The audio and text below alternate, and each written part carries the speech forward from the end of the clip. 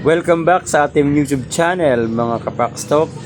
For today's video, meron tayong customer na kulot na po ang kanyang tubong buhok. Gusto niya po itong ipaayos pero maganda pa ang kanyang dulo. Habang kami nag-uusap, tinanong ko sa kanya kung ilang taon na ba itong na-rebanded. Sabi niya is may isang taon na to. Kaya ang ginawa ko, in-applyan ko lang muna ang mga roots or mga bagong tubo ng kanyang buhok. Hindi ko muna isinali ang mga dulo dahil baka po ito mag-cause ng sunog sa ating rebanding.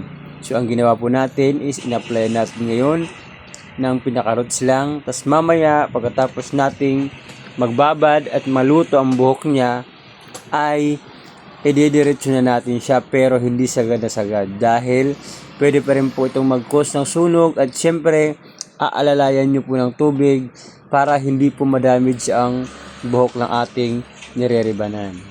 Sa sitwasyon ng buhok ni ma'am, kailangan lagi tayong mag-check, lagi nating ititest ang buhok ni ma'am kung naluluto na ba ito o hindi pa.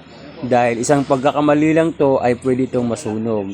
Kaya naman gumamit tayo dito ng rebanding cream na ginger para mas maganda ang maging resulta sa buhok ni ma'am. Napakaganda po itong gamot na ito, yun po ang gagamitin nyo lagi. Ang ginamit pala nating gamot dito ay lightness ginger.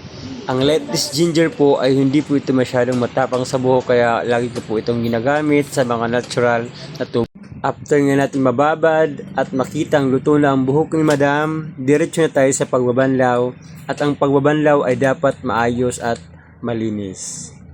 Pagkatapos nating mabanlawan, ang unang rebanding cream is i-blower natin siya ng 100% na pagbo-blower tuyong-tuyo para maganda ang pagpaplansya nito.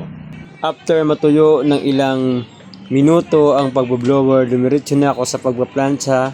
Sa una, makikita na kumikintab talaga ang buhok ni ma'am habang pinaplansya ko ito.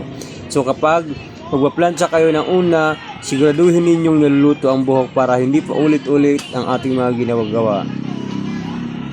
Habang pinaplansya natin ang buhok, is nagtimpla tayo para sa susunod na application, ang rebanding neutralizer.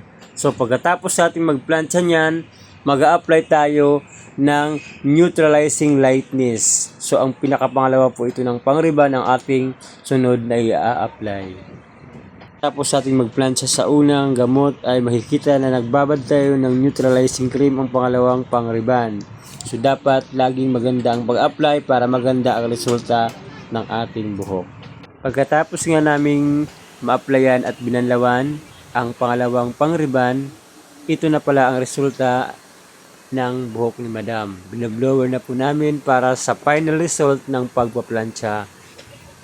After nga natin mag-blower is nagplansya na tayo sa final na pagpaplansya. Ang pangalawang pagpaplansya po, tip lang po ay hindi na kailangan nipisin dahil makikita naman na straight na ang buhok ni ma'am at hindi na kailangan ng matagalan na pagpaplansya. Kaya sa mga nakikita nyo sa oras na ito, maganda na po ang nagiging result sa buhok ni ma'am. Abangan na lang po.